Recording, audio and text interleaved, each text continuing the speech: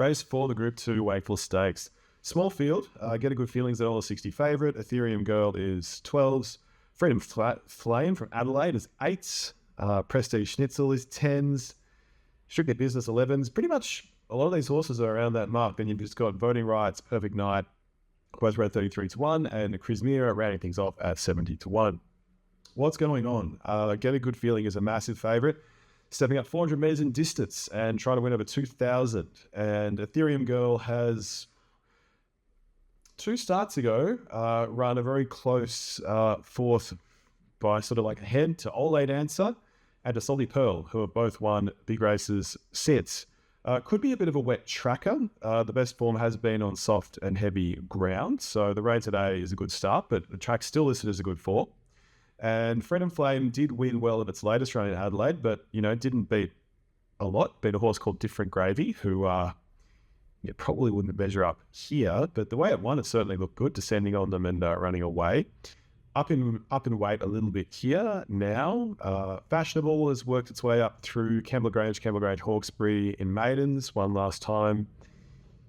This is the thing. It's a really good 1600 meter horse with established form in group grade versus horses that are creeping up and getting to this distance and ready to show some staying potential. And can any of them do it? I was pretty impressed with Strictly Business winning at Ballarat. Really not much made ground, and it came from ninth and just powered to the line and won. Pretty amazing. That was over 1400, so extra 600 meters here. That was like a week ago. Had a couple of trials and then they're straight back into this. So it doesn't really look like it's part of a long-term plan. Maybe it just ran really well and they're running it here, but it was impressive. From Barry 1, it's probably going to go back and get trapped, which isn't great.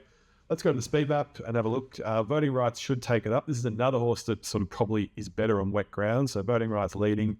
Ethereum Girl running second on the rails, getting a pretty good run, get a good feeling, probably sits outside, so it faces the breeze, but just gets clear running room.